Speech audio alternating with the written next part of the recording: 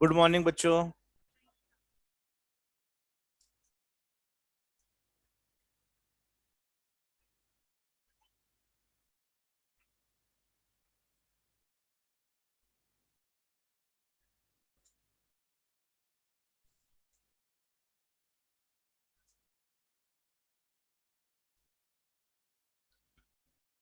Last class में हमने क्या डिस्कस किया था? पॉलीजेनिक इनहेरिटेंस हमने समझा था। स्टार्टिंग में हमने वन जीन इंटरेक्शन देखा था सबसे पहले चैप्टर में, जिसमें मेंडेलियन कैरेक्टर्स भी वन जीन इंटरेक्शन को ही फॉलो करते हैं, वन जीन से ही कंट्रोल होता है। लेकिन मेंडेलियन कैरेक्टर्स में डोमिनेंसी फॉलो होती है, कंप्लीट डोमिनेंसी। उसके बाद हमने पोस्ट मेंडलिज्म के अंदर इनकम्प्लीट डोमिनेंस एंड कोडोमिनेंस पढ़ा। उसके बाद हमने वन जीन इंटरेक्शन के अंदर ही मल्टीपल एलील्स और प्लियोट्रोपिक जीन्स पढ़े। अप टू प्लियोट्रोपिक जीन्स तक सारे कैरेक्टर्स वन जीन से ही कंट्रोल होते थे। उसके बाद में हमने टू जीन इंटरेक्शन पढ़ा, जिसमें एपिस्टेसिस एंड कॉम्प्लीमेंट्री जीन्स पढ़े। एपिस्टेसिस और कॉम्प्लीमेंट्री जीन्स टू जीन से कंट्रोल होने वाले कैरेक्टर हैं। उसके बाद क्वांटिटेटिव कैरेक्टर्स की स्टडी करी। क्वांटिटेटिव कैरेक्टर्स ऐसे कैरेक्टर्स जो एक से ज्यादा जीन से कंट्रोल हो रहे हैं, हम क्या बोलते हैं? पॉलीजेनिक इनहेरिटेंस भी बोलते हैं या फिर क्वांटिटेटिव इनहेरिटेंस भी बोलते हैं। उसके बेसिस पर हमने कुछ क्वेश्चंस भी किए हैं। अब हम पढ़ेंगे ऐसे कैरेक्टर्स का इनहेरिटेंस जिनका जीन साइटोप्लाज्म में है। कहाँ है? साइटोप्लाज्म में। मतलब हम पढ़ेंगे cytoplasmic inheritance. Cytoplasmic inheritance.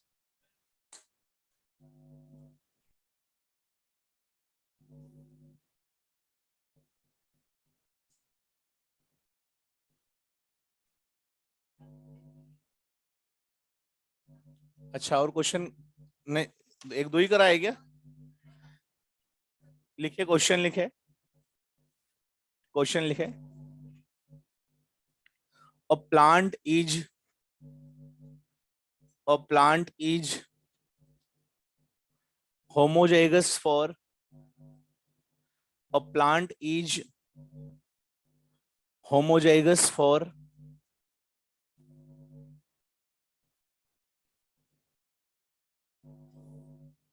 capital A and capital B allele.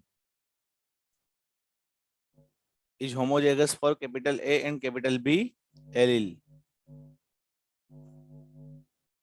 Has 200 centimeter height.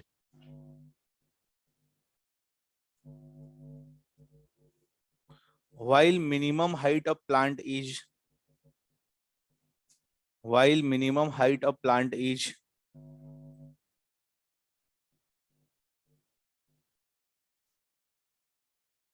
120 centimeter. Find out contribution of each allele. Find out contribution of each allele.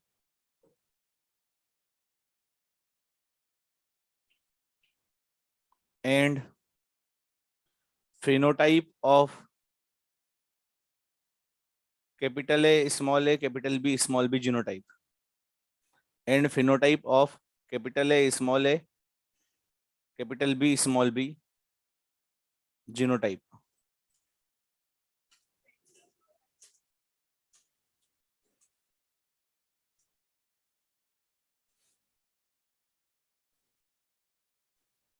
क्या आया? Very good.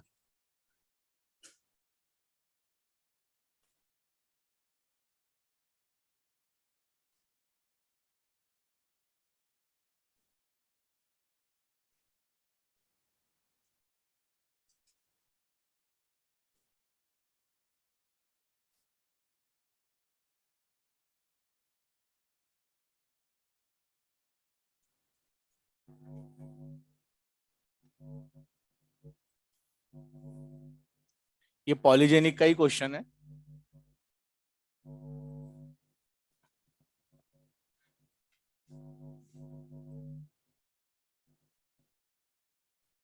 अ प्लांट ही homozygous for capital A capital B allele, ऐसा आएगा genotype उसका।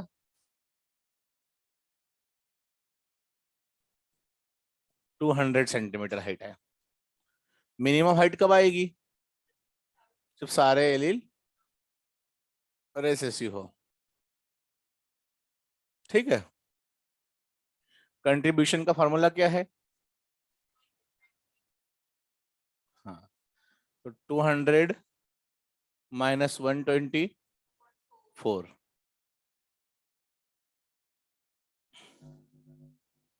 20 centimetre. ठीक है। फिर इसका, इस जीनोटाइप का क्या रहेगा? फॉर्मूला क्या है? Minimum expression plus contribution into number of dominant allele in a given genotype।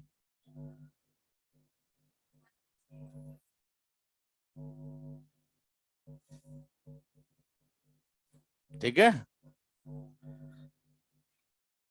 इस क्वेश्चन में अगर फॉर्मूला नहीं याद आए आपको, तब भी आप सॉल्व कर सकते हो। जैसे ये रेसेसिव चारों है, तो 120 सेंटीमीटर है, मतलब इतनी हाइट तो आनी ही है। अब चार एलील रेसेसिव हो गए, चार एलील डोमिनेंट हो गए, तो 120 सेंटीमीटर से हाइट कितनी हो गई? 200 सेंटीमीटर। मतलब कितने से बढ़ गई हाइट? 80 से बढ़ गई। कितने एलील डोमिनेंट हुए? तो चार डोमिनेंट हुए तो 80 से बढ़ गई। तो एक एलील का कंट्रीब्यूशन कितना है? 20। ठीक है। अब यह इसका पूछा है, तो इसमें मिनिमम कितनी है? 120 सेंटीमीटर तो है ही है, और कितने एलील डोमिनेंट है? दो। एक बढ़ता, एक की कितनी होती है? 20। तो दो हुआ है तो 40 और बढ़ जाएगी, तो 120 प्लस 40। फॉर्मूला नहीं भी याद आए तब भी कर सकते हैं, अदरवाइज है ही आपके पास। A plant with genotype, question number 2.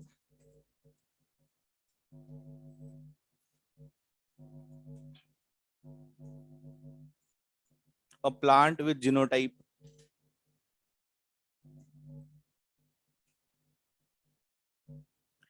capital T small t. A plant with genotype capital T small t, capital R small r, capital G small g. A plant with genotype capital T small t, capital R small r, capital G small g produces fruit weight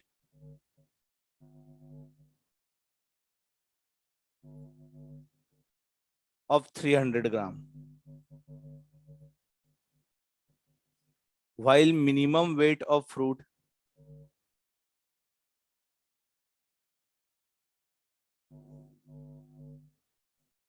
one 150 gram, while minimum weight of fruit is 150 gram, है ना? Find out contribution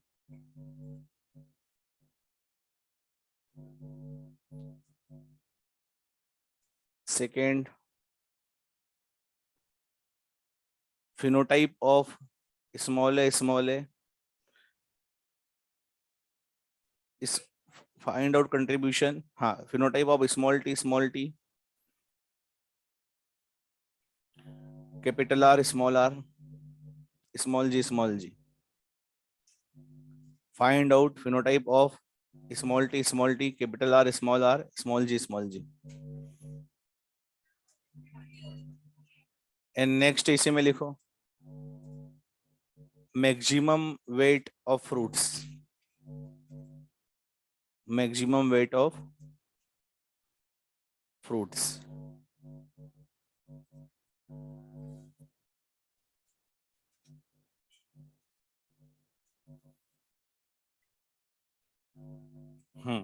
कितना आया? Logically अभी आप सोच सकते हो, जैसा अभी बताया था आपको मैंने।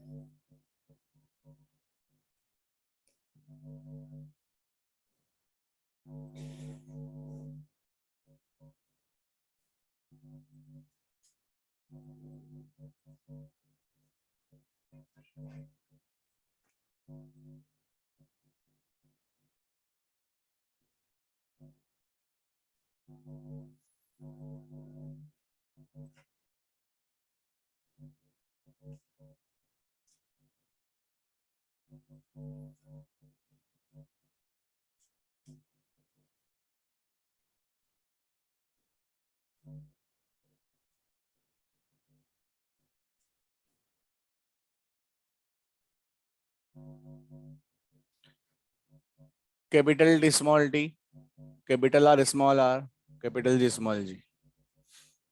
300 ग्राम मिनिमम वेट कब आता है? जब सारे रेसेसिव हो। 150 ग्राम सारे रेसेसिव है तो 150 ग्राम। 3 डोमिनेंट हुए तो 300 ग्राम।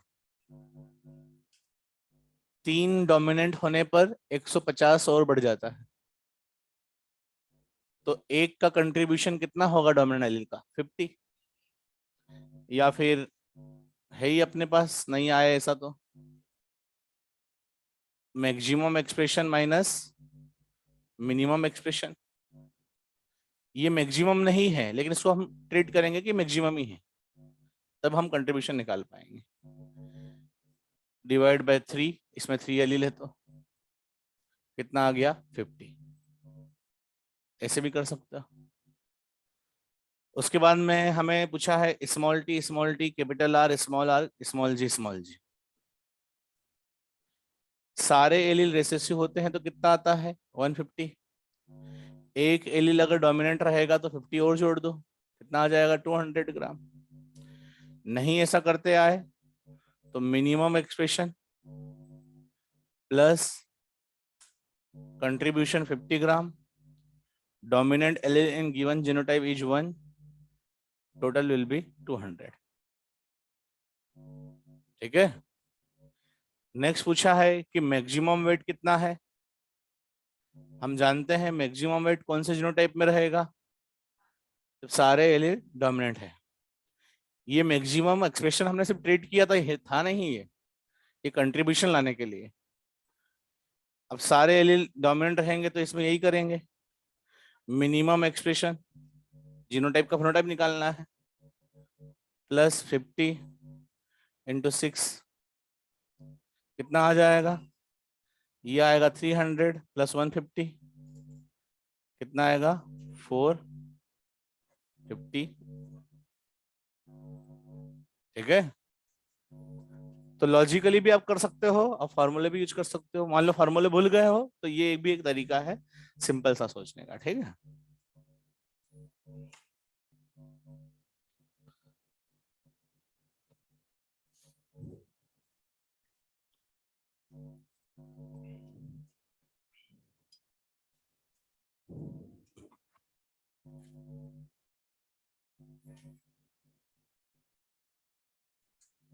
कौन सा लील को?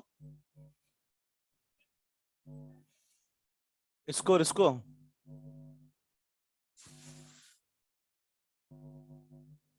पर ऐसा नहीं निकालेंगे, है ना?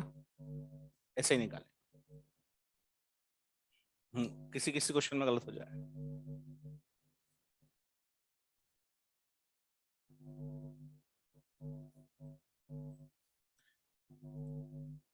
तो ये कुछ क्वेश्चंस हमने किए बच्चों। अब हम पढ़ेंगे साइटोप्लाज्मिक इनहेरिटेंस। क्या पढ़ेंगे? Cytoplasmic inheritance. आपने sexual reproduction in flowering plant तो नहीं पढ़ा है, लेकिन ह्यूमन रिप्रोडक्शन पढ़ा है।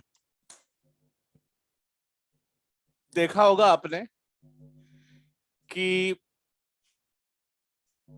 जैसे ये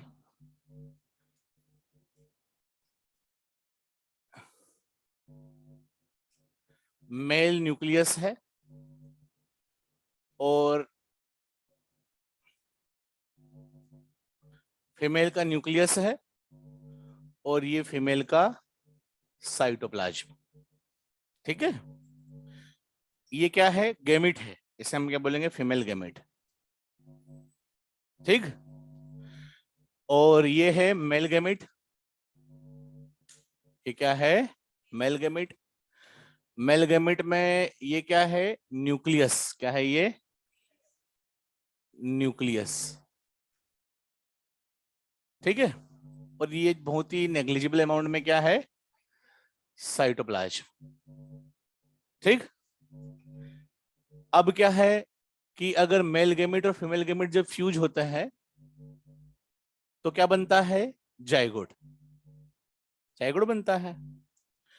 तो जब जाइगोट बनता है ना, तो जाइगोट में जो न्यूक्लियस आता है वो आता है मेल का भी और फीमेल का भी। ठीक है। लेकिन नेक्स्ट, ये जाइगोट मतलब नेक्स्ट जनरेशन, इसी से तो नेक्स्ट जनरेशन बनेगी। ठीक है। साइटोप्लाज्म सिर्फ कहां से आता है? फीमेल से आता है। साइटोप्लाज्म सिर्फ किसका रहता है? फीमेल का। तो अगर कोई कैरेक्टर इस फीमेल में साइटोप्लाज्मिक जीन से कंट्रोल हो रहा था, तो वो कैरेक्टर कहां आएगा? अगली जनरेशन में भी आएगा, क्योंकि साइटोप्लाज्मिक जीन कहां से आता है? फीमेल से ही आता है। कोई कैरेक्टर इस मेल के अंदर साइटोप्लाज्म से कंट्रोल हो रहा था, वो कैरेक्टर कभी भी नहीं आएगा इधर। क्यों नहीं आएगा? क्योंकि मेल ने साइटोप्लाज्म अगली जनरेशन में दिया ही नहीं। तो हम क्या बोलेंगे कि ये जो इनहेरिटेंस है, ये साइटोप्लाज्म का इनहेरिटेंस है, इसी को हम क्या बोलते हैं? Cytoplasmic inheritance. क्या बोलते हैं? Cytoplasmic inheritance. ध्यान रहेगा आपको। मतलब कैरेक्टर अगर कहां प्रेजेंट है? पेरेंट में, साइटोप्लाज्म में प्रेजेंट है उसका जीन साइटोप्लाज्म में, तो सिर्फ मदर ही वो कैरेक्टर किसको दे सकती है? बच्चों को दे सकती है, ऑफस्प्रिंग में ट्रांसफर कर सकती है। फादर से कैरेक्टर ट्रांसफर आगे नहीं होगा अगर कैरेक्टर किससे कंट्रोल हो रहा है? साइटोप्लाज्मिक जीन से कंट्रोल हो रहा है। इसको बना लो 1 मिनट में।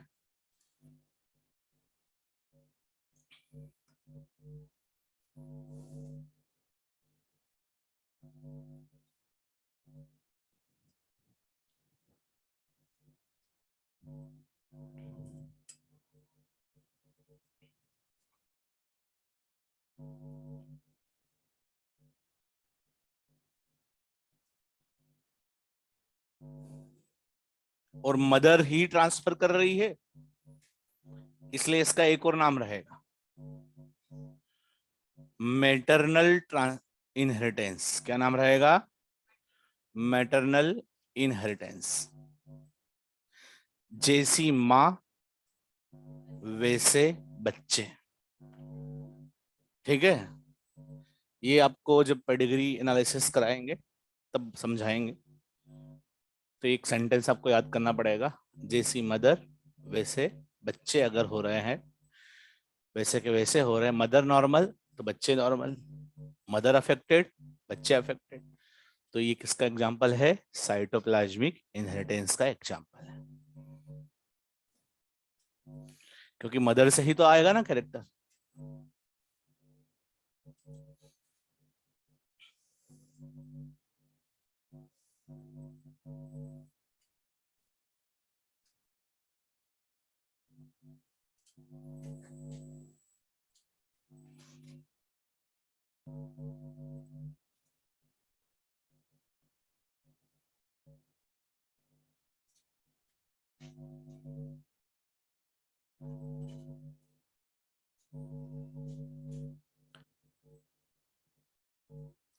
It was discovered by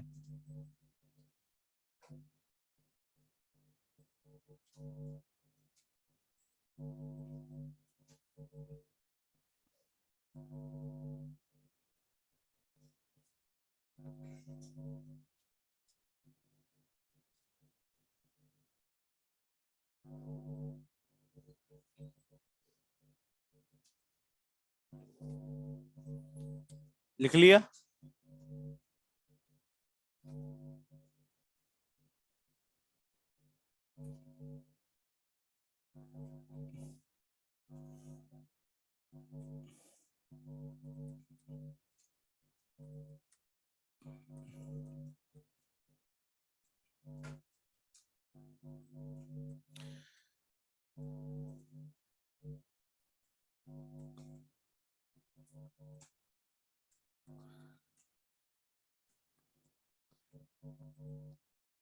It was discovered by Carl Correns. Carl Correns, Carl Correns, ऐसा लिखो तुम तो, CARLCORREN, कार्ल कोरेंस, ठीक है। इन मिराबिलिस जलापा, इन मिराबिलिस जलापा, ये कार्ल कोरेंस का बहुत नाम आ रहा है, ठीक है, और बहुत दिन से क्वेश्चन भी नहीं आया हुआ है, और हमेशा साइंटिस्ट के नाम पे क्वेश्चन आता ही आता है इस चैप्टर में। फर्स्ट टाइम कब आया था? जब डिस्कवर वो प्रिंसिपल्स को कन्वर्ट किया था लॉ में, फिर आया इनकम्प्लीट डोमिनेंस में, और अब आ रहा है साइटोप्लाज्मिक इनहेरिटेंस में। In this inheritance, next point,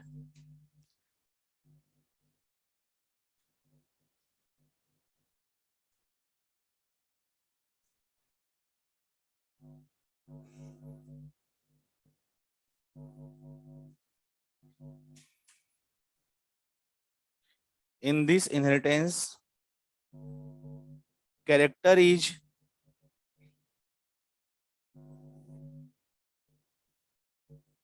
controlled by, in this inheritance character is controlled by cytoplasmic genes. In this inheritance character is controlled by cytoplasmic genes, so it is called cytoplasmic inheritance. So it is called cytoplasmic inheritance. In this inheritance character is controlled by cytoplasmic genes, so it is called cytoplasmic inheritance.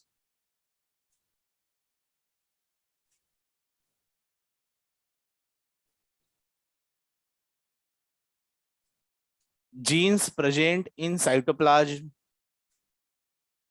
genes present in cytoplasm are called cytogenes, are called cytogenes or extra nuclear genes, और extra nuclear gene, nucleus के अलावा है, इसका नाम रहेगा extra nuclear gene.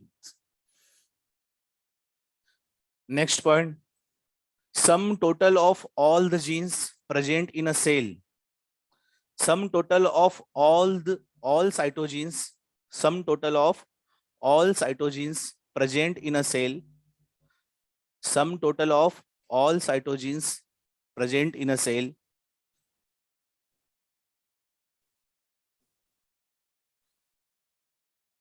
called plasmon, PLASMON, called plasmon, प्लाज्मोन, प्लाज्मोन मतलब सारे jeans जो साइटोप्लाज्म में होते हैं।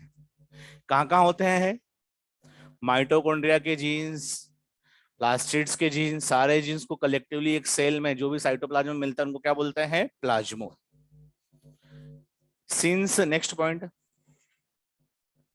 Since zygote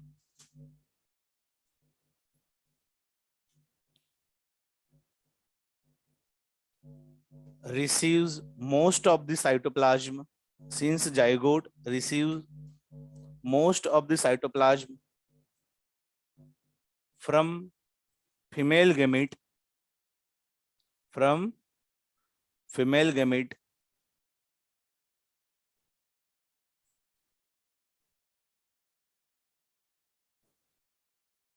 So it is also called maternal inheritance. So it is also called maternal inheritance. Cytoplasmic inheritance को क्या बोलते हैं? Maternal inheritance. ऐसा क्यों बोलते हैं? क्योंकि zygote most of the cytoplasm कहां से रिसीव करता है? मदर से ही करता है। एग्जाम्पल्स, अब देखो कुछ कैरेक्टर्स के जीन कहाँ होंगे माइटोकॉन्ड्रिया पे, और कुछ कैरेक्टर के जीन कहाँ होंगे लास्ट, तो उनके एक एक एग्जाम्पल याद कर लेते हैं। सिंपल है, इसको जल्दी से निपटाना है, खत्म करना है। एग्जाम्पल ऑफ माइटोकॉन्ड्रियल इनहेरिटेंस, मतलब जीन साइटोप्लाज्म में तो है, लेकिन कहाँ है? माइटोकॉन्ड्रिया में है।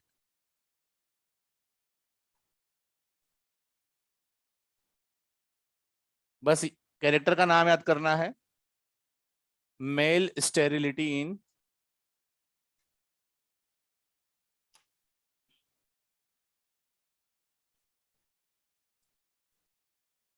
मेल स्टेरिलिटी इन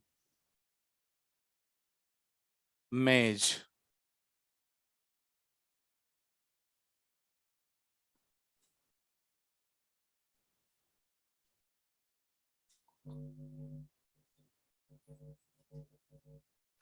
प्लास्टिड इनहेरिटेंस या क्लोरोप्लास्ट। प्लास्टिड में तीनों चीजें आती है, chloroplast, chromoplast, leucoplast. Chloroplast inheritance भी बोल सकता है। फर्स्ट एग्जांपल लिखेंगे, एल्बिनिज्म इन प्लांट्स। ये जो एल्बिनिज्म होता है ना, ये प्लांट में भी होता है और एनिमल में भी होता है। एल्बिनिज्म मतलब स्किन पिगमेंटेशन, ठीक है। एनिमल में होगा तो कोई हमारे लिए लिथल नहीं होता, लेकिन प्लांट में कलर अगर उड़ जाएगा तो फिर फोटोसिंथेसिस नहीं होगा, और फोटोसिंथेसिस नहीं होगा तो प्लांट की क्या हो जाएगी? डेथ हो जाएगी, लिथल होगा। तो एल्बिनिज्म इन प्लांट क्या होता है? लिथल होता है। जैसे एग्जांपल के लिए लिथल इन कॉर्न या मेज।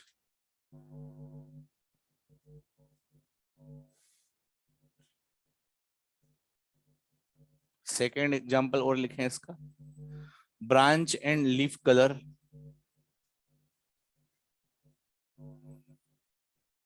मिराबिलिस।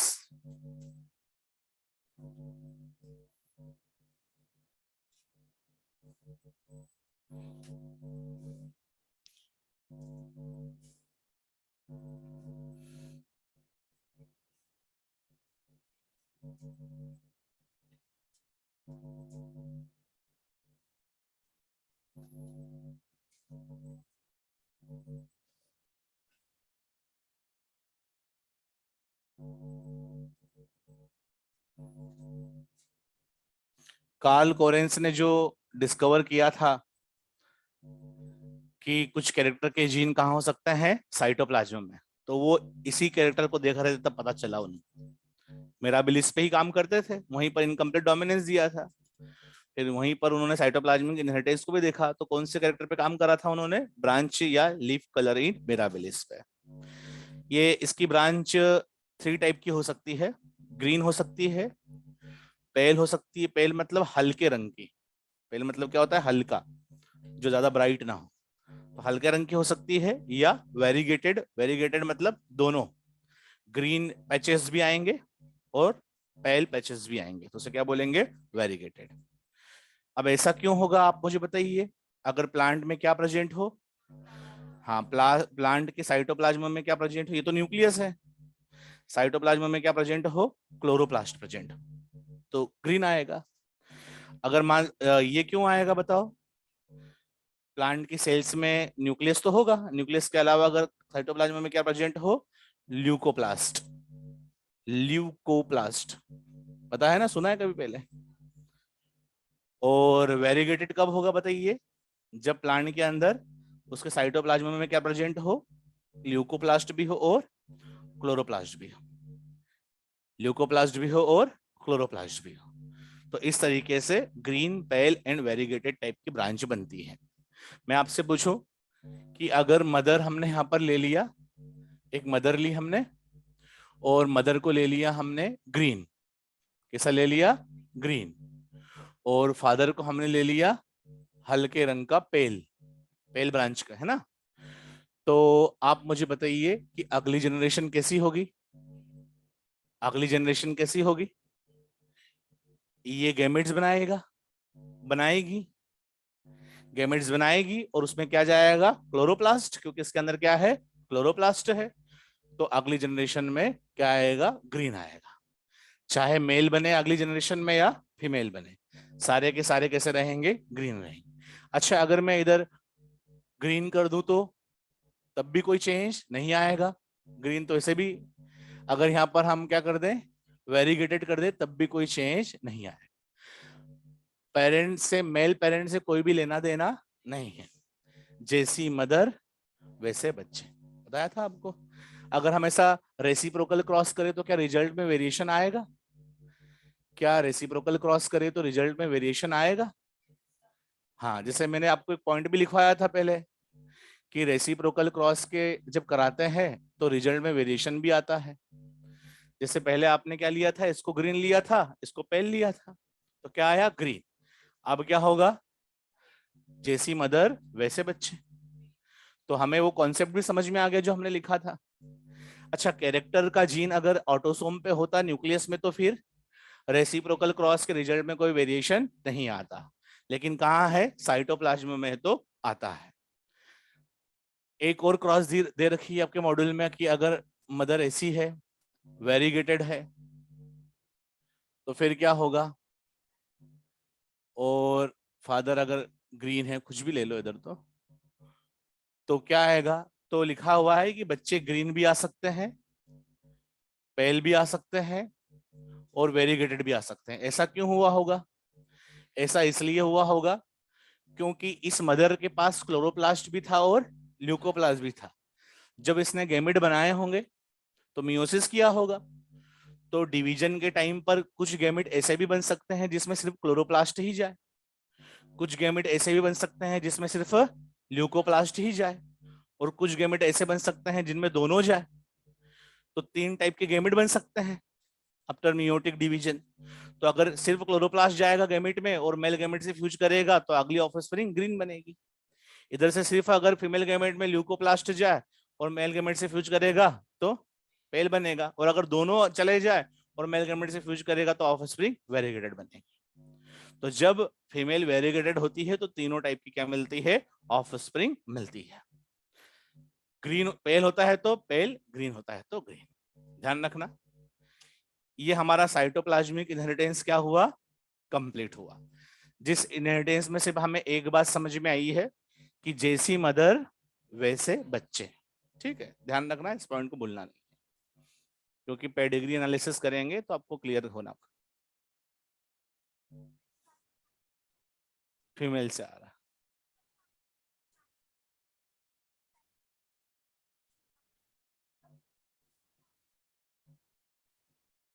मोस्ट मतलब कि पूरा, एग्जैक्टली पूरा पूरा तो नहीं बोलेंगे हम, मतलब थोड़ा सा तो उसका मेल का भी रहेगा, पर कैरेक्टर ट्रांसफर नहीं होंगे। जैसे ऑर्गेनल्स जो होते हैं ना साइटोप्लाज्म के अंदर, वो ट्रांसफर मेल से नहीं होते। साइटोसोल आ सकता है, फ्लूड।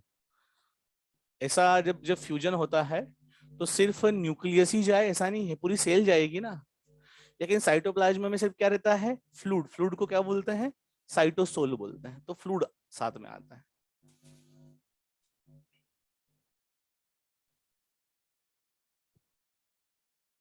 लेकिन नॉर्मल हम जब भी बोलते हैं तो क्या बोलेंगे कि सिर्फ साइटोप्लाज्म कहाँ से आता है? मदर से। लेकिन हमें समझ में आना चाहिए कि अगर स्पर्म भी आ रहा है तो उसमें न्यूक्लियस है, और जो साइटोप्लाज्म का सिर्फ फ्लूइड पार्ट है, बहुत ही नेग्लिजिबल अमाउंट में साइटोप्लाज्म है, जिसका मतलब साइटोसोल है, वो आता है। इसलिए लिखा है most of the cytoplasm.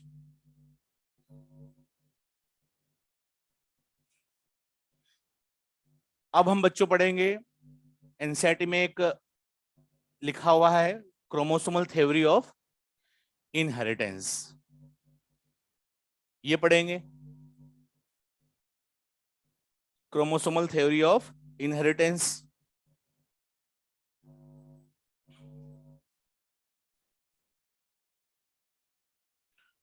Chromosomal theory of inheritance. It was given by Sutton and Boveri. Scientist के नाम काफी इंपॉर्टेंट है चैप्टर में. इट वॉज गिवन बाय, लिख लिया आपने?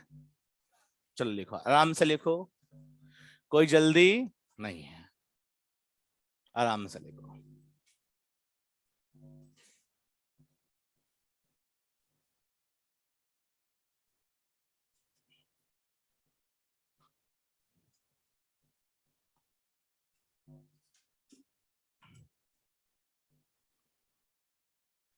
ठंड लगने लग गई है अब, सुबह उठने में दिक्कत आएगी तुम लोगों को. सुबह उठना बहुत डिफिकल्ट टास्क है लाइफ का.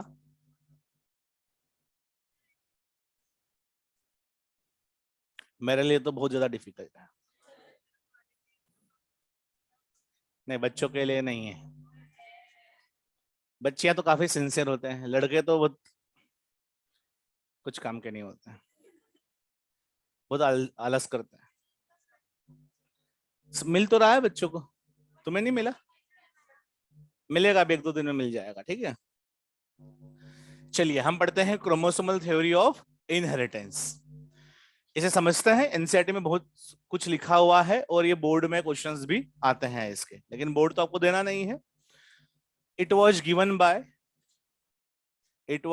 Bye Sutton. सटन मतलब SUTTON, Sutton and Boveri. It was given by Sutton and Boveri in 1902. In 1902, ठीक है, 1902. It was given by Sutton and Boveri in 1902. Next point. Sutton main scientist थे इसमें. Sutton united the knowledge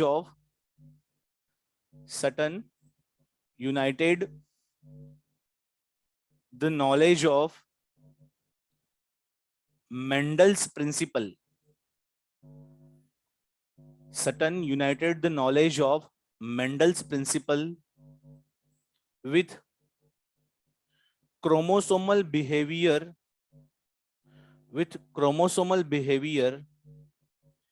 during meiosis. Sutton united the knowledge of Mendel's principle with chromosomal behavior during meiosis and gave chromosomal theory of inheritance.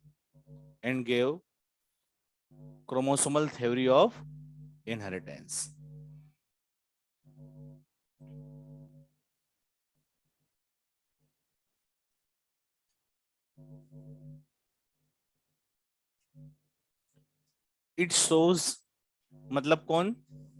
Theory के अंदर क्या दिखा है? It shows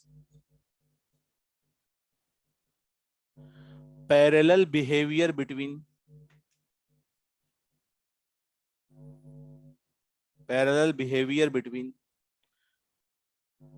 genes and chromosomes.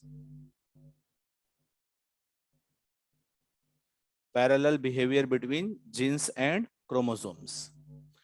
Parallel की जगह सही word आना चाहिए था सिमिलर, लेकिन एनसीईआरटी में पैरेलल लिखा है तो ज्यादा समझ में आता है. It shows similar behaviour between chromosomes and genes. ठीक है, इसमें क्या कहा गया है? एनसीईआरटी में एक आपने पिछले साल जब पढ़ा होगा तो आपने एक टेबल बनी हुई देखी होगी जिसमें ऐसा लिखा हुआ है A और इधर लिखा हुआ है B, और लिखा है, यहां लिखा है अकर्स इन पेयर या अकर इन पेयर्स, ऐसा है, ऐसा लिखा हुआ है, और यहां पर भी वैसा का वैसा ही लिखा हुआ है. आपसे पूछा गया है, इसे 3 पॉइंट यहां लिखे हुए हैं, 3 पॉइंट यहां लिखे हुए हैं. आपसे पूछा गया है कि ए और बी में से कौन क्रोमोसोम है और कौन जीन है, आप इन पॉइंट्स को देख करके बताइए। तो यहाँ पर सेम लिखा हुआ है दोनों जगह, तो क्या ये दोनों अप्लीकेबल है, जीन्स और क्रोमोसोम दोनों पे? हाँ, दोनों पे अप्लीकेबल है। दोनों कैसे होते हैं? पेयर्स में ही मिलते हैं। दोनों कहाँ मिलते हैं? पेयर्स में मिलते हैं। जैसे देखें, पेयर्स में मिलते हैं, जैसे अगर बात करें जीन्स भी ऐसे पेयर में मिलेगा, जो मेंडल ने कहा है कैपिटल टी भी हो सकता है, स्मॉल टी भी हो सकता है। क्रोमोसोम भी कैसे मिलते हैं? ऐसे पेयर में ही मिलते हैं। तो ये फर्स्ट वाला पॉइंट को देख करके तो हम बोल ही नहीं सकते कि कौन जीन है, दोनों में सेम भी लिखा हुआ है। यहाँ क्या लिखा हुआ है सेकेंड पॉइंट में? Segregate, segregate at the time of gamete formation, ऐसा लिखा हुआ है। उसका मीनिंग यही होगा, ये लैंग्वेज नहीं होगी तो ऐसा ही कुछ लिखा होगा। आप देख रहे हो क्या? देखो क्या लिखा हुआ है, segregate at the time of gamete formation such that only one of a pair is transmitted into the gamete, ऐसा पूरा लिखा हुआ है। हम पहले से ही जानते हैं कि जो पेयर्स में मिलते हैं, ये अगर बात करें तो ये भी क्या होगा, गेमिट फॉर्मेशन के वक्त क्या होगा, सेग्रीगेट होगा। और इस तरीके से सेग्रीगेट होगा, इस तरीके से सेपरेट होगा कि गेमिट में कोई एक ही ट्रांसमिट हो, ऐसा पूरा पॉइंट लिखा हुआ है यहाँ पर। Segregate at the time of gamete formation such that only one of a pair is transmitted into the gamete, ऐसा पूरा पॉइंट लिखा हुआ मिलेगा आपको यहाँ पर। तो ये भी सही बात है। किसके लिए सही बात है बताओ? जीन के लिए सही बात है, क्योंकि मेंडल ने कहा था कि पेयर में तो इंडिविजुअल में मिलता है, लेकिन गेमिट में तो कोई एक ही जाएगा, इसलिए गेमिट ऑलवेज क्या होते हैं, प्योर होते हैं। या तो कैपिटल टी रखेंगे या स्मॉल टी। इसके लिए भी एप्लीकेबल है। क्रोमोसोम भी हम जानते हैं कि क्रोमोसोम भी गेमिट में, जैसे हमारे पास क्रोमोसोम नंबर 1 2 टाइम्स है, लेकिन हमारे ही गेमिट में क्रोमोसोम नंबर 1 तो एक ही बार होता है। जैसे हमारे पास 2 सेट है, गेमिट में एक सेट होता है। हर एक क्रोमोसोम हमारे पास 2 बार है, गेमिट में एक बार। तो दोनों के लिए एप्लीकेबल है। यही का यही पॉइंट यहां पर भी लिखा हुआ है, आपने देखना, यही का यही पॉइंट यहां पर भी लिखा हुआ है। तो दोनों पॉइंट को देख करके क्या समझ में आया? दोनों पॉइंट को जब सटन ने देखा कि भाई ये भी पेयर्स में मिल रहा है, जो मेंडल प्रिंसिपल बोल के गए हैं, और अभी अभी क्रोमोसोम की डिस्कवरी हुई है, वो भी पेयर्स में मिलता है। फिर मेंडल ने भी बोला था कि जीन्स सेग्रीगेट होते हैं और गेमेट में एक ही पहुंचता है, क्रोमोसोम भी सेग्रीगेट होते हैं और मियोसिस अभी हमने पढ़ा है वो एक ही पहुंचता है। तो इन्होंने बोला कि शायद से हो क्या रहा होगा, ये जो जीन्स है ना जो मेंडल बोल के गए हैं, क्या लिखा है, Sutton united the knowledge of Mendel's principle with chromosomal behaviour during meiosis. मतलब उन्होंने बोला कि ये जीन्स जो है ना, ये इनके ऊपर ही रखे हुए हैं। कहाँ रखे हुए हैं? इनके ऊपर। तभी तो दोनों के बीच में पैरेलल रिलेशनशिप है। जैसा क्रोमोसोम करता है वैसा जीन्स भी करते हैं। तो पहली बार बताया सटन एंड बोवेरी ने कि जीन्स कहाँ प्रेजेंट होते हैं, क्रोमोसोम के ऊपर ही प्रेजेंट होते हैं, क्योंकि दोनों का रिलेशनशिप क्या है, सिमिलर रिलेशनशिप है, पैरेलल रिलेशनशिप है। आ रही बात समझ में? अच्छा, ये तो समझ में आ गया। फिर नेक्स्ट पॉइंट उन्होंने क्या लिखा, यहां पर आप देखोगे इधर की तरफ ए में ऐसा लिखा हुआ है, इनडिपेंडेंट पेयर सेग्रीगेट, ऐसा लिखा है ना। लैंग्वेज में चेंज नहीं होना चाहिए, बता देना मुझे, ठीक है? इंडिपेंडेंटली, ठीक है।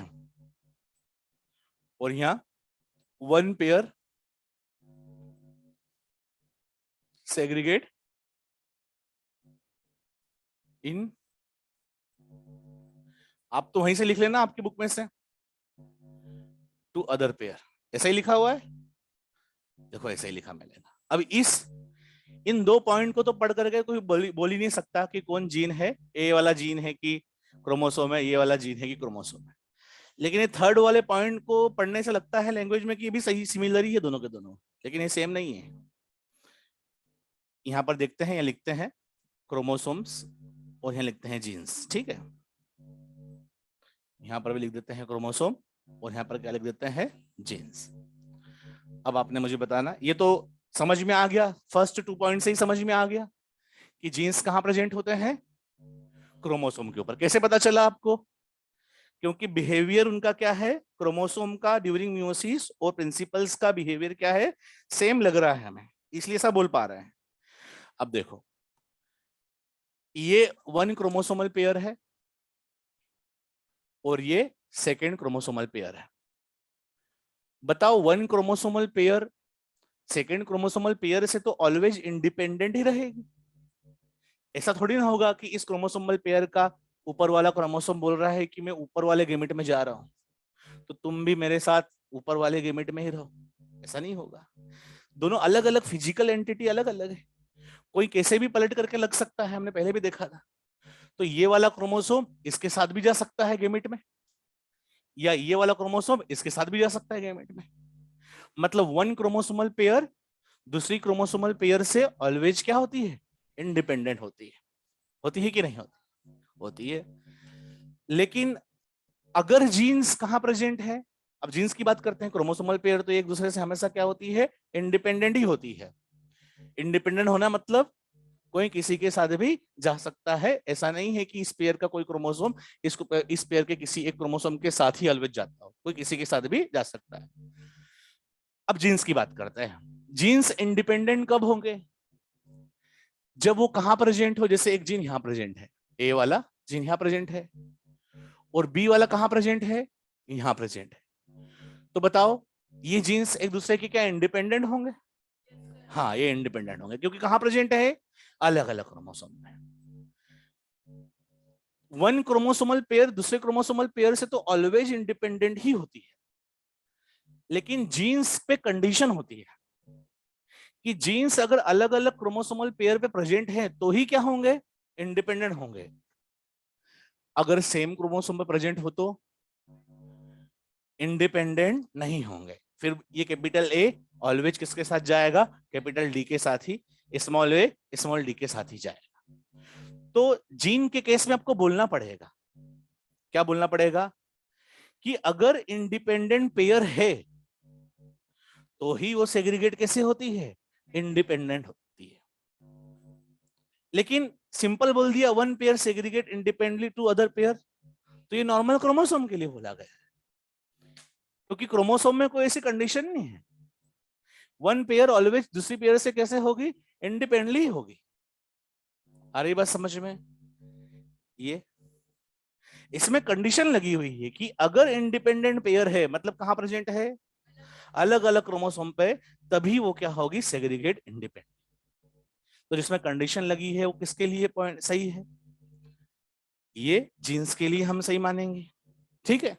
अच्छा, ये क्या क्रोमोसोम के लिए सही है? बोल सकते हैं सही है।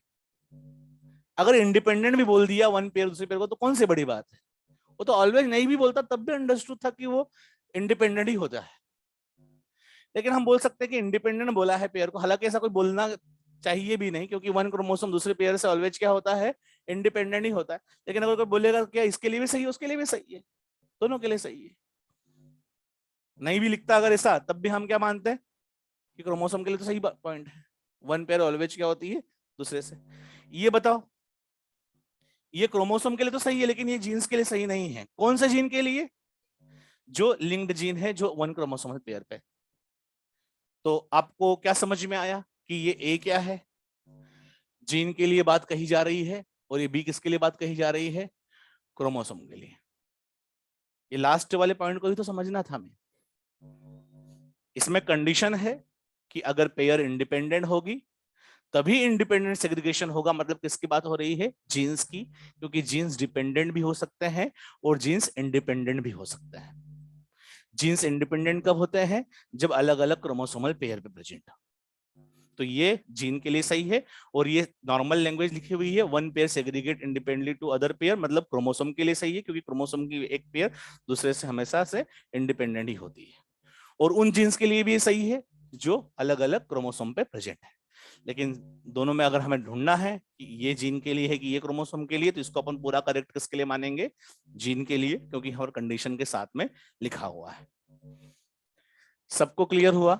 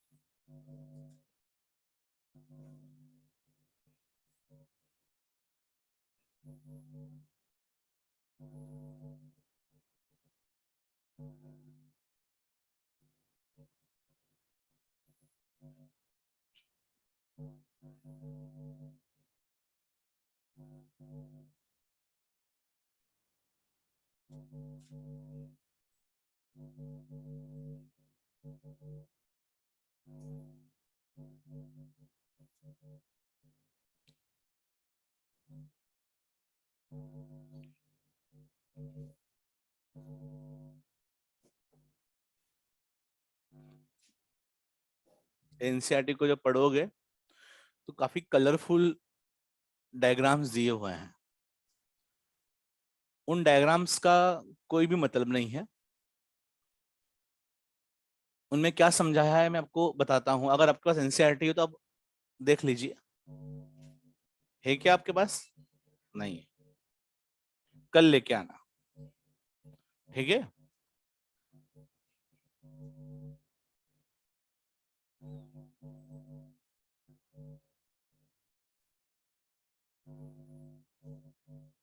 लिख लिए?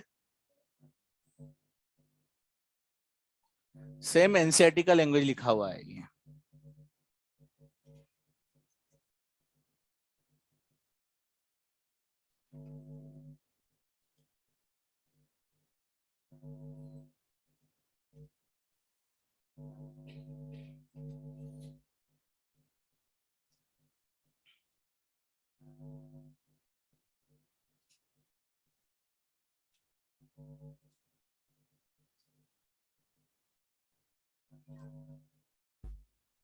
देखो, यहां पर लिखा है इंडिपेंडेंट पेयर सेग्रीगेट इंडिपेंडेंटली। मतलब अगर पेयर्स इंडिपेंडेंट है तो ही वो सेग्रीगेट इंडिपेंडेंटली होगी। ऐसा क्वेश्चन, ऐसी कंडीशन कब अराइज होगी? ऐसी कंडीशन सिर्फ जीन्स के लिए अराइज हो सकती है। क्योंकि जीन्स क्या हो सकते हैं? अलग अलग क्रोमोसोमल पेयर पे हैं तो ही वो इंडिपेंडेंट होंगे। सेम क्रोमोसोमल पेयर पे हैं तो वो इंडिपेंडेंट नहीं होंगे। इंडिपेंडेंट होने का मतलब क्या? कि कैपिटल ए के साथ कैपिटल बी भी जा सकता है गेमिट में, कैपिटल ए के साथ स्मॉल बी भी जा सकता है। अगर ऐसा है जीन्स के बीच में तो वो कैसा है? इंडिपेंडेंट है। अगर कैपिटल ए के साथ कैपिटल डी ही जाए, स्मॉल ए के साथ स्मॉल डी ही जाए, तो वो जीन क्या है? इंडिपेंडेंट नहीं है। तो जीन्स के केस में ऐसा बोलेंगे कि अगर वो इंडिपेंडेंट होंगे तो ही उनका सेग्रीगेशन कैसे होगा? इंडिपेंडेंटली होगा। लेकिन सिंपली बोलूं कि one pair segregate independently to other pair, तो ये किसके लिए बोल रहा हूं? ये जीन्स के लिए नहीं है। क्योंकि जीन्स की हर एक पेयर दूसरे पेयर से इंडिपेंडेंटली सेग्रीगेट नहीं होती है। वहां इंडिपेंडेंट पेयर ही इंडिपेंडेंटली सेग्रीगेट होती है इन केस ऑफ जीन। लेकिन क्रोमोसोम में one pair always segregate independently to other pair. इसलिए सिंपल लिखा हो one pair segregate independently to other pair, तो हमें बोलना है ये क्रोमोसोम की बात हो रही है। लेकिन अगर कंडीशन लिखी हुई है कि इंडिपेंडेंट पेयर है segregate independently to the other, तो फिर किसकी बात हो रही है? जीन्स की बात हो रही है। क्योंकि जीन्स में ही ये कंडीशन हम अप्लाई करेंगे कि इंडिपेंडेंट होंगे तो ही वो इंडिपेंडेंटली सेग्रीगेट होंगे। थोड़ा कंफ्यूजिंग है, आ गया समझ में? चलो, हम किसकी बात कर रहे थे? आपने हेडिंग क्या डाला था? Chromosomal theory of inheritance. It was experimentally proved bye, हाँ नेक्स्ट पॉइंट,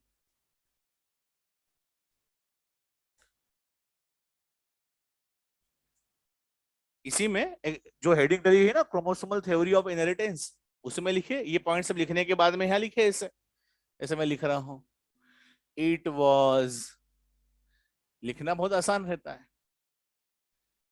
नींद भी भाग जाती है इससे, है ना। बाय, बताओ किसने किया था? Thomas Hunt Morgan.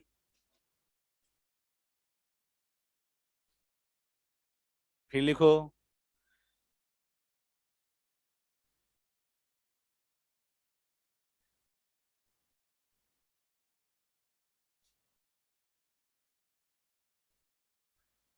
Experimental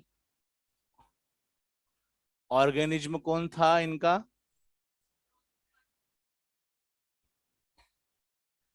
he performed work on, ऐसा लिखो, he performed work on drosophila melanogaster, जो जहां फ्रूट मिलता है वहां पर मिलेगी ये फ्रूट फ्लाई, ठीक है। बनाना जहां रहता है वहां सबसे ज्यादा मिलती है banana fly, mango fly, pineapple fly, जितने भी फ्रूट है सब फ्लाई बोल सकते हैं, ठीक है इसको, ड्रोसोफिला मेलानोगेस्टर। अब ये इसकी कहानी चालू होगी अभी चैप्टर में, ड्रोसोफिला मेलानोगेस्टर की, ठीक है। पाइजम सटाइवम का कहानी खत्म हो गया। अब Drosophila melanogaster and TH Morgan.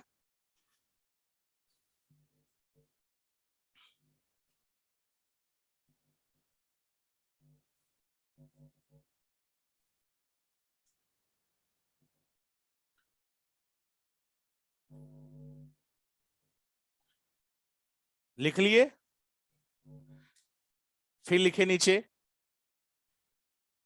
Experimentally prove करने के लिए क्रोमोसोमल थ्योरी को टीएच मॉर्गन ने, इसको डीएम को क्यों सिलेक्ट किया, जैसा क्वेश्चन लिखिए। हाँ हाँ हाँ हाँ, मैं अभी लिख रहा हूं, ये लिखे आप। Why did Morgan select DM? DM मतलब drosophila melanogaster. Why did Morgan select drosophila melanogaster, ठीक है। क्यों किया? फर्स्ट पॉइंट लिखिए, लिखना ही है बस आज तो, बहुत लिखना पड़ता है। सभी सब्जेक्ट में लिखते हो, मेरे में लिखते हो? सभी में 4-5 घंटे तक लिखते ही रहते हो, अच्छा है। आगे चल के अगर यूपीएससी वगैरह देना होगा तो उसके लिए प्रैक्टिस हो रही है। यूपीएससी जब एग्जाम देते हैं तो सबसे बड़ी प्रॉब्लम आती है बच्चों के सामने, लिखने की प्रैक्टिस कम रहती है। जिसको लिखने की प्रैक्टिस अच्छी रहेगी वो आगे चल के डॉक्टर बनने के बाद मन बदल गया तो फिर वो भी कर सकते हो, है ना, इसलिए लिखते रहना चाहिए। फर्स्ट पॉइंट लिखें, DM could easily B, DM could easily B grown on, DM could easily B grown on simple synthetic medium. जो एनसीईआरटी में पॉइंट है वही लिखवा रहे हैं, ठीक है। सिंपल सिंथेटिक मीडियम, ब्रैकेट में लिखिए राइपन्ड बनाना, ब्रैकेट में पॉइंट के लास्ट में ब्रैकेट लगाओ और लिखे राइपन्ड बनाना। पके हुए केले के ऊपर भी इसको हम क्या कर सकते हैं, ग्रो करा सकते हैं, सिंपल सिंथेटिक मीडियम में। Second point, they completed their life cycle, they completed their life cycle in a 2 week. Pisum sativum कितने दिन में कंप्लीट करता था? 2 से 3 महीने में जनरेशन बनती थी। यहाँ तो 1 से 2 सप्ताह में ही क्या हो जाएगा, नई जनरेशन बन जाएगी। Next point, single mating can produce large number of progeny flies. Single mating can produce large number of progeny मतलब offspring, progeny flies, ठीक है। सिंगल मैटिंग से ही लार्ज नंबर ऑफ ऑफस्प्रिंग बनेगी, तो डेटा के ऊपर क्रेडिबिलिटी भी ज्यादा रहेगी, डेटा ठीक आएगा। नेक्स्ट पॉइंट लिखें, नेक्स्ट पॉइंट कौन सा है, हाँ, DM has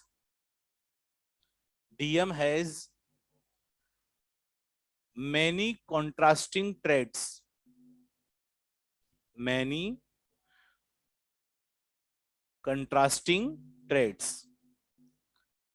that can easily be seen under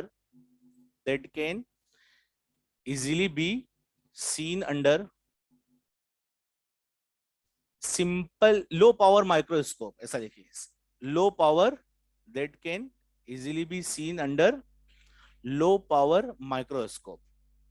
एक बार क्वेश्चन यही आया हुआ था कि डीएम को कौन सा माइक्रोस्कोप से देख सकते हैं, low power microscope.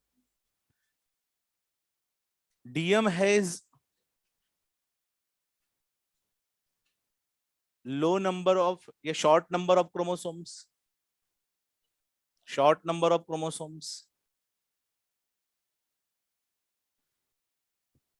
Small number of chromosome लिखो, शॉर्ट नंबर ऑफ क्रोमोसोम लिखो, जो भी लिखना है,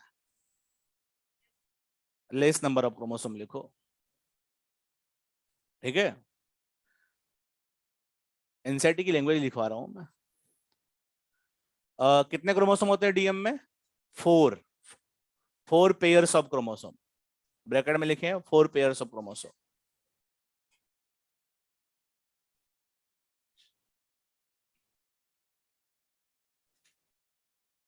ठीक है, तो ये कुछ पॉइंट्स आपको अच्छे तरीके से क्या कर लेना है, याद कर लेना है।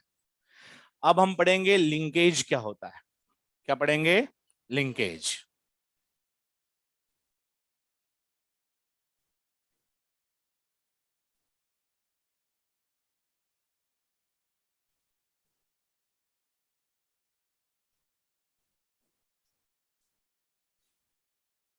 लिंकेज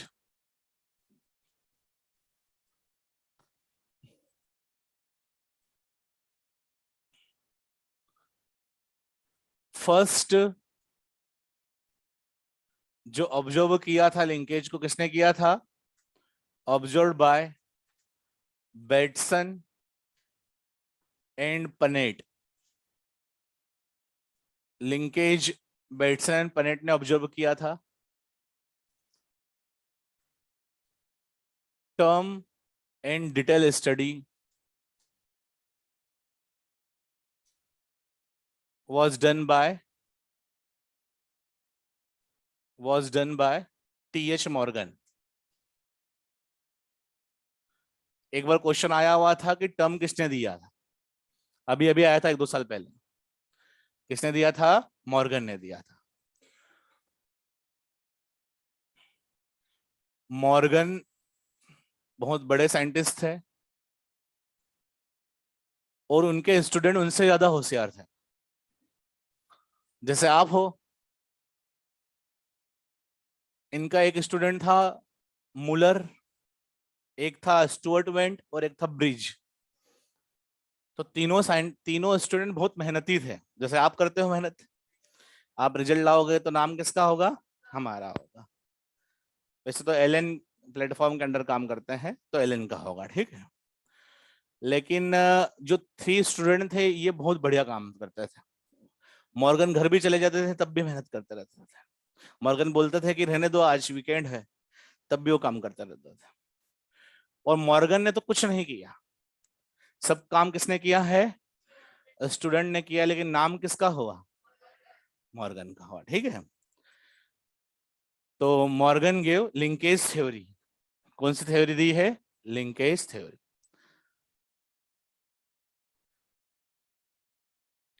अब लिंकेज थ्योरी में क्या बताया जा रहा है ये हम लिखें, या लिंकेज क्या होता है पहले ये समझ लें।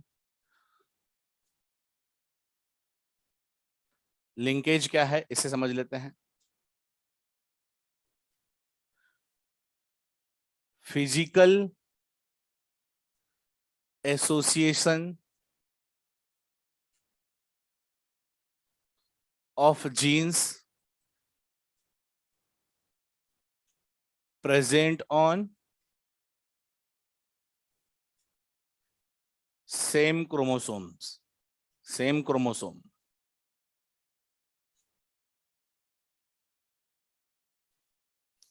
and inherit in a group from one generation to next generation। देखो बच्चों, ये इसको समझना बहुत इंपॉर्टेंट है, ठीक है। अब ये तभी आपको समझ में आएगा जब आपको डायहाइब्रिड क्रॉस पहले की पता है। आपको याद है डायहाइब्रिड क्रॉस? जैसे ये क्रोमोसोम है, इस क्रोमोसोम पर ये एक ए जीन है, एक बी जीन है, एक सी जीन है और एक डी जीन है। Capital A, capital B, capital C, capital D gene है। अब ये क्रोमोसोम अगर अगली जनरेशन में जाएगा, अगली जनरेशन में जाएगा मतलब पहले गैमेट में जाएगा। ये तो पेरेंट है, मेल पेरेंट मान लो। पहले मेल पेरेंट से कहां जाएगा? मेल गैमेट में जाएगा, फिर गैमेट से कहां जाएगा? जाइगोट में जाएगा, अगली जनरेशन में जाएगा। तो ये क्रोमोसोम जब जाएगा अगली जनरेशन में तो सारे जीन्स जो इसके ऊपर प्रेजेंट है उनको भी तो लेके जाएगा ना, उनको भी साथ में ही लेके जाएगा। तो ये जो जीन्स साथ में प्रेजेंट होते हैं एक ही क्रोमोसोम पे, physical association of jeans present on same chromosome and inherit in a group from one generation to next generation, इसी फिनोमिना को क्या बोलते हैं? लिंकेज बोलते हैं। ऐसे जीन्स जो सेम क्रोमोसोम पे प्रेजेंट होते हैं वो एक जनरेशन से दूसरी जनरेशन में साथ में ही, पुरानी जनरेशन में भी साथ में थे, अगली जनरेशन में भी साथ में ही थे। पुरानी जनरेशन में A B C D gene साथ में थे, अगली जनरेशन में भी साथ में ही रहेंगे, ग्रुप में ही रहेंगे। इस ग्रुप में रहने की टेंडेंसी को ही क्या बोलते हैं? साथ में रहने की टेंडेंसी को ही क्या बोलते हैं? लिंकेज बोलते हैं। लेकिन ये वही जीन्स शो करते हैं जो सेम क्रोमोसोम पे प्रेजेंट हो। ठीक है, तो लिखते हैं लिंकेज थ्योरी में पॉइंट क्या क्या है। नेक्स्ट पॉइंट लिखते हैं। एक तो लिंकेज क्या है ये समझा,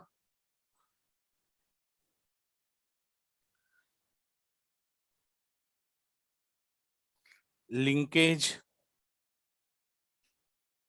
shown by linked genes। जो जीन्स सेम क्रोमोसोम पे होते हैं उन्हें क्या बोलते हैं? Linked genes. Linked genes are non allelic genes, non allelic jeans.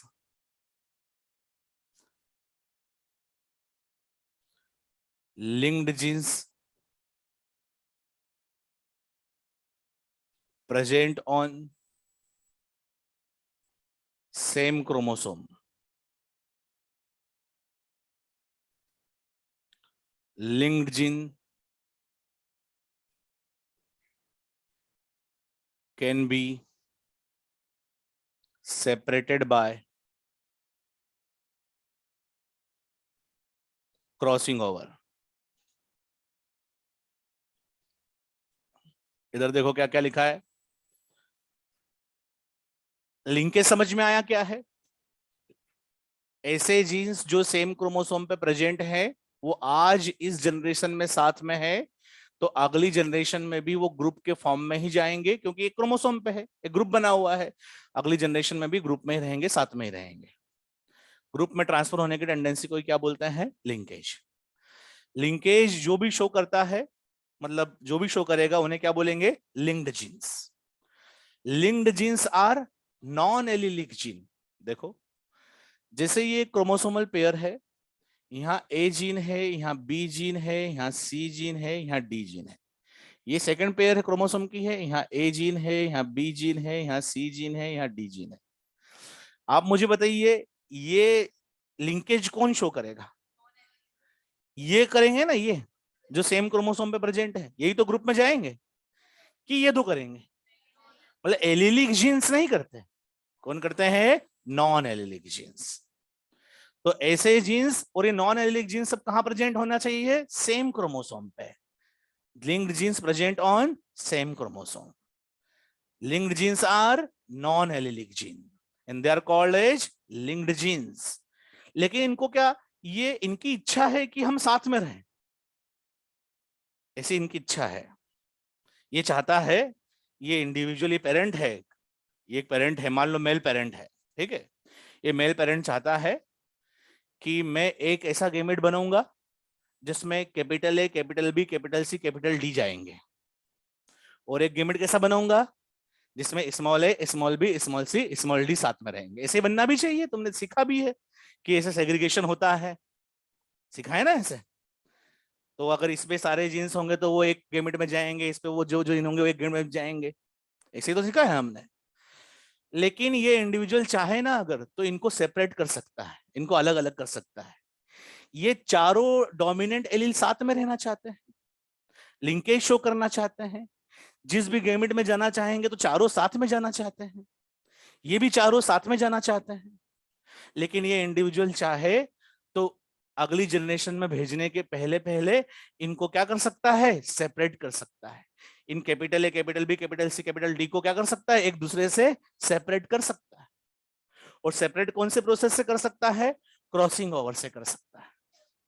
ये अगर इंडिविजुअल चाहे और ऐसा कर दे कभी, ये तो सब साथ में जाना चाह रहे थे, ये साथ में जाना चाह रहे थे, ये भी साथ में जाना चाह रहे थे, लेकिन ये इंडिविजुअल क्या करे, मियोसिस के अंदर इस स्मॉल डी को अगर इधर लेके आ जाए और इस कैपिटल डी को इधर लेके आ जाए, ऐसा क्रॉसिंग ओवर करवा दे। क्रॉसिंग ओवर समझते हो? Chromo exchange of genes between homologous chromosomes, अभी दिखवाएंगे उसको। तो ऐसे कभी चेंज कर दे तो देखो, ये कैपिटल डी जो लिंक्ड था वो अलग हो गया ना अपने जीन्स से, और ऐसे नए कॉम्बिनेशन बना करके भी भेज सकता है। तो ऐसा लिखा हुआ है, क्या लिखा है? Linked genes can be separated by crossing over. तो हमें क्या पढ़ना है? क्रॉसिंग ओवर क्या होता है, और क्रॉसिंग ओवर होने के बाद हमें कैसे जीन्स सेपरेट हो जाते हैं, इन सबको हमें पढ़ना है। आ रही बात समझ में?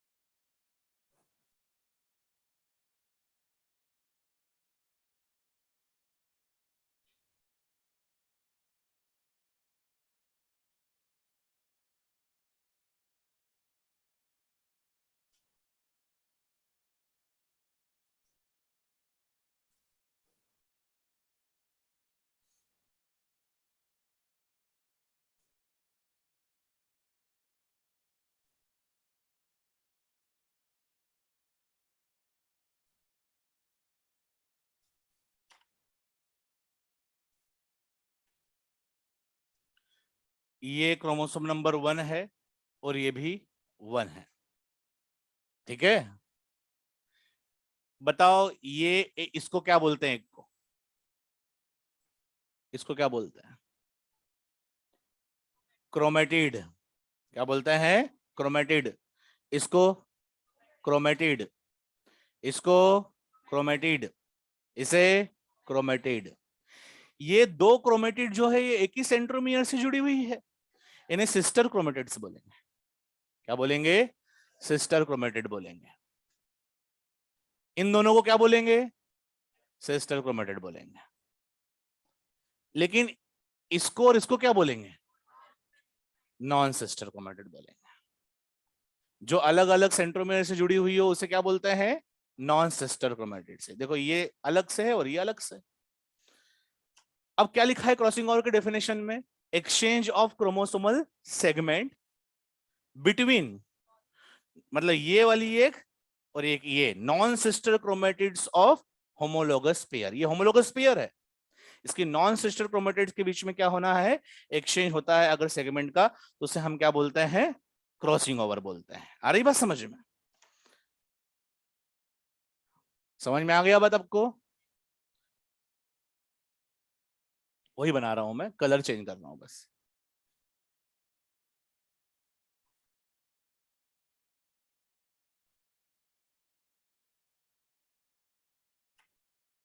क्या हुआ?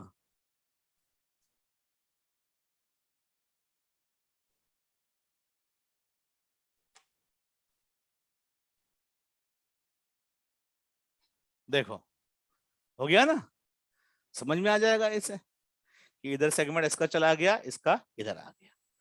इस फिनोमिना से क्या कर सकते हैं हम? क्या कर सकते हैं? लिंक्ड जीन को सेपरेट कर सकते हैं।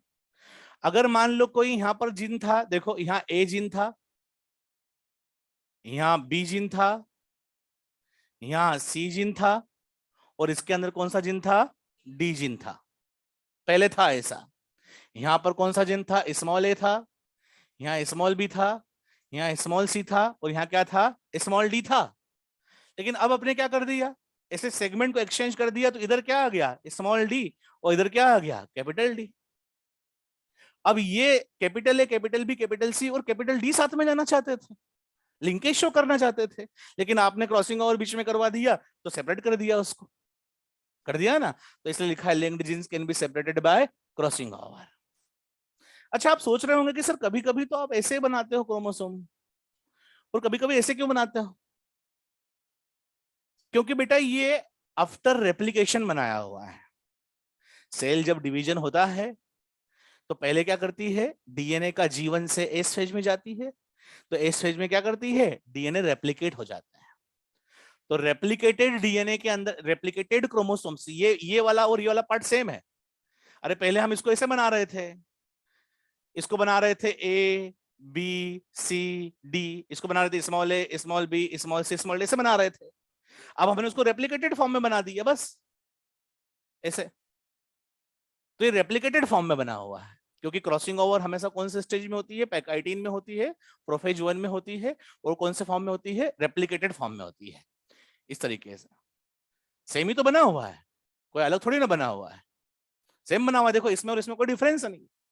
बस इसको दो बार इसका रेप्लिकेशन हो गया तो दो बार आ गया, इसका भी रेप्लिकेशन हो गया तो दो बार आ गया, और इस फॉर्म में ही क्या करता है? क्रॉसिंग ओवर करता है। तो ध्यान रखना, ऐसा बना हुआ है मतलब रेप्लिकेटेड फॉर्म में बना हुआ है, और ऐसा नॉन रेप्लिकेटेड फॉर्म में बना हुआ है। ध्यान रखना है। ऐसा ऐसा नहीं कि पता नहीं कब कैसे कैसे बनाने लग जाते हैं, कभी ऐसे बनाते हैं कभी ऐसे बनाते हैं, समझ में नहीं आता है। ठीक है?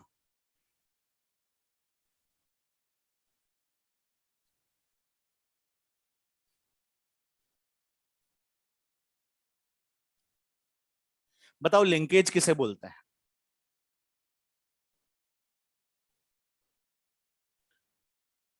जो जीन्स पेरेंटल जनरेशन में साथ में है, वो अगली जनरेशन में भी साथ में ही रहना चाहते हैं। वो कौन से जीन है? वो लिंक्ड जीन है। वो कहाँ रहते हैं? वो सेम क्रोमोसोम पे रहने वाले जीन है। क्या उनको पेरेंट चाहे तो नया कॉम्बिनेशन बनवा सकता है? बनवा सकता है। क्या करके? क्रॉसिंग ओवर करके।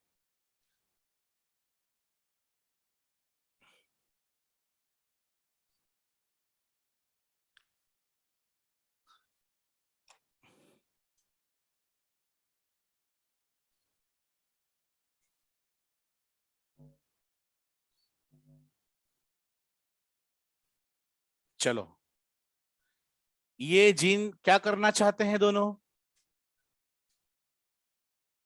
ये साथ में रहना चाहते हैं, ये अगली जनरेशन में भी साथ में जाना चाहते हैं, लिंकेज शो करना चाहते हैं। ये दो क्या करना चाहते हैं? लिंकेज शो करना चाहते हैं। इसको आप अभी जो बनाया था ना वो नहीं बना रहे हैं, हम एक ही स्टैंड बना रहे हैं, ठीक है? तो फिर कंफ्यूज हो जाना कि अभी आपने ऐसा बना दिया फिर इधर ऐसा बना दिया। उसका एक इधर वाला नहीं बनवा रहा है, सिर्फ इधर का बना रहा है, जिसमें क्रॉसिंग ओवर हो रहा है ना वो बना रहे हैं, ठीक है? चलो इसमें अगर क्रॉसिंग ओवर हो जाए तो बताओ क्या नया कॉम्बिनेशन आएगा? पुराना कॉम्बिनेशन क्या है पेरेंट में? Capital A capital B small A small B. नया कॉम्बिनेशन क्या आ सकता है अगर क्रॉसिंग ओवर हो तो? कैपिटल ए के साथ में स्मॉल बी और स्मॉल ए के साथ में कैपिटल बी। ऐसा हो सकता है कि नहीं? ये नया कॉम्बिनेशन बना, ऐसा पेरेंट में नहीं था। पेरेंट ने क्रॉसिंग ओवर करके लिंक्ड जीन को सेपरेट किया और ऐसा बनाया, इसलिए इस नए कॉम्बिनेशन को हम क्या बोलेंगे? इस नए कॉम्बिनेशन को रिकॉम्बिनेशन बोलेंगे। क्या बोलेंगे? आपने पहले नाम सुना होगा रिकॉम्बिनेशन का। रिकॉम्बिनेशन, रिकॉम्बिनेशन किसके प्रोपोर्शनल होता है? अगर जितना ज्यादा क्रॉसिंग ओवर होगा, अगर ये लिंक्ड जीन के बीच में सोचो अगर क्रॉसिंग ओवर ज्यादा हो, अरे एक सेल थोड़ी ना है, लाखों सेल है। लाखों सेल्स के अंदर क्या है, ऐसे ए बी जीन बैठे हुए हैं। अब सारी सेल के अंदर ए और बी जीन के बीच में क्या होना चाहिए? क्रॉसिंग ओवर होना चाहिए ना? तो क्रॉसिंग ओवर ज्यादा से ज्यादा कब होगी? जब इन दोनों के बीच में क्या होगा? डिस्टेंस ज्यादा होगा। डिस्टेंस ज्यादा होगा तो सेगमेंट जब एक्सचेंज होगा तो आसानी से कैपिटल ए और कैपिटल बी अलग हो सकते हैं कि नहीं? अगर बिल्कुल ऐसे पास पास में होते तो ऐसे पास पास में, पता चला क्रॉसिंग ओवर ऊपर से हो गया इस पॉइंट से, तो तब भी साथ में ही रहे, इधर भी आ गए तो ज्यादा पास पास में रहेंगे, उनके बीच में पॉइंट ऑफ क्रॉसिंग ओवर बनना चाहिए ना। जब तक बीच में पॉइंट ऑफ क्रॉसिंग ओवर नहीं बनेगा तब तक वो क्या सेपरेट होंगे? नहीं होंगे। और पॉइंट ऑफ क्रॉसिंग ओवर बीच में कब बनेगा? ऐसा पॉइंट कब बनेगा जैसे ये क्रोमोसोम है और ये क्रोमोसोम है, ऐसा पॉइंट कब बनेगा बीच में? जब एक जीन यहां बैठा हो और एक जीन यहां बैठा हुआ हो, स्मॉल ए जीन यहां बैठा हो, स्मॉल बी जीन यहां बैठा हो, दूर दूर बैठा हुआ हो, तभी तो उनके बीच में पॉइंट बनने की संभावना ज्यादा है कि नहीं? अगर इसे पास पास में होते तो, अगर बिल्कुल ही पास पास में होते तो जैसे यहां पर होता स्मॉल ए स्मॉल बी, यहां होता कैपिटल ए कैपिटल बी, तो क्या कुछ होते अलग? नहीं होते ना। तो हम क्या लिखेंगे? साथ में जाने की टेंडेंसी को क्या बोलते हैं? Linkage strength. क्या बोलते हैं? Linkage strength. लिंकेज स्ट्रेंथ कब ज्यादा होगी? जब जब डिस्टेंस कम होगी, मतलब inversely proportional to distance between linked genes. क्या बोलेंगे? Distance between linked genes. जितनी ज्यादा डिस्टेंस होगी उतना कब लिंकेज स्ट्रेंथ होगा? क्लियर बात है? जितनी ज्यादा डिस्टेंस होगी उतना ज्यादा क्या हो जाएगा? Crossing over. इस अलग से लिख लेते हैं point. Crossing over is directly proportional to distance between linked gene. ये सही लिखा है?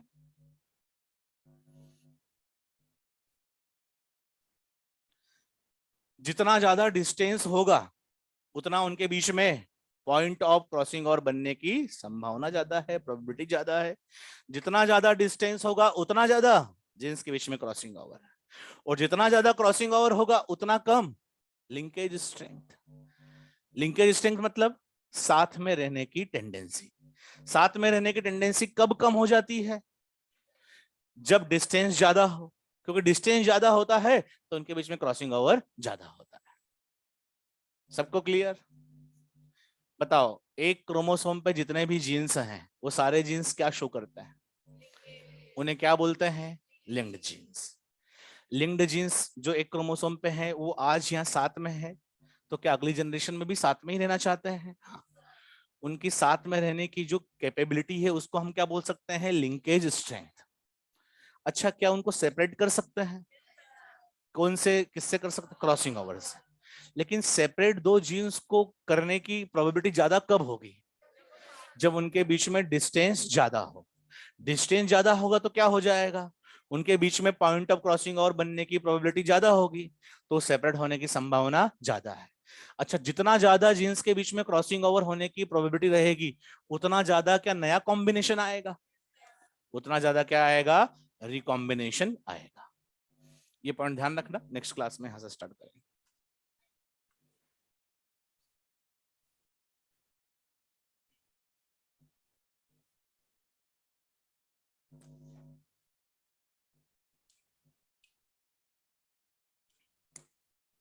अभी अगर इसमें डाउट आ रहा है आपको तो कल क्लियर हो जाएगा, ठीक है।